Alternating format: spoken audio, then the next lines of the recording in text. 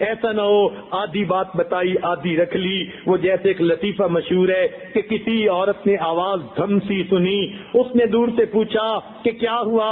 خاوند نے جواب دیا کرتا پاجامہ گر گیا ہے. اس نے کہا کرتا پاجامہ گرنے کی تو اتنی آواز نہیں ہوتی.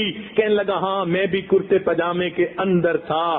تو اس طرح آدھی بات بتانی اور جب دوسرے نے تھوڑی ٹو لگانی ہے تب اگلی بات بتانی ہے, تو پھر اس سے غلط فہمیاں بڑھ جاتی ہیں.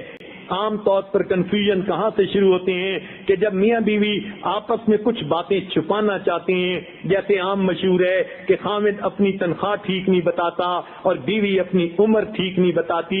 بالکل اسی طرح کئی باتیں ایسی ہوتی ہیں جب کہیں دال میں کالا ہوتا ہے, دل کے اندر کوئی آپس میں جو ہے وہ فاصلہ ہوتا ہے, پھر ایک دوسرے سے باتیں چھپانا شروع کر دیتے ہیں. بیوی خاوند سے باتیں چھپانی شروع کرتی ہے, خاوند بیوی سے باتیں چھپانا شروع کرتا ہے. یہ بنیاد بنتی ہے لڑائی اور جھگڑے کی. کبھی ایسا نہیں کرنا چاہیے. ایک دوسرے کے ساتھ فیئر ہو کے رہنے کی زندگی گزاریں. خاوند بیوی کے ساتھ فیئر ہوگا, بیوی خاوند کے ساتھ فیئر ہوگی, اللہ تعالیٰ ان کی زندگی کو فیئر بنا دیں گے. پھر ایک دوسرے پر اعتماد ہوگا اور اچھی زندگی گزر جائے گی.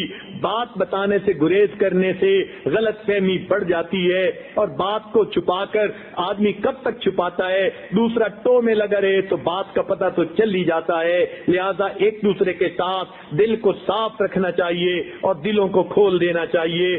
پہلے ہی پوری بات بتا دینی چاہیے اور ایک دوسرے کے ساتھ درگزر کا سلسلہ رکھنا چاہیے. جب انسان غیروں کو معاف کر دیتا ہے تو پھر اپنوں کو تو جلدی معاف کر دینا چاہیے. بلکہ خاوند کو یہ سوچے اس بیوی نے میری خاطر اپنی جوانی جو ہے قربان کر دی, اپنا سب کچھ قربان کر کے میرے گھر کو اس نے آباد کیا, اب اس کو تو میں معاف ہی کر دوں گا.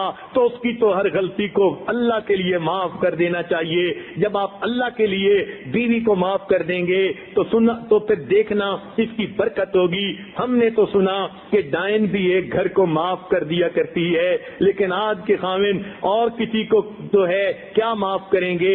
گھر میں بیوی کی بھی چھوٹی موٹی غلطیوں کو معاف نہیں کرتے. لہذا گھروں کے اندر محبت کی فضا قائم رکھنا یہ دین اسلام کا تعلیم ہے.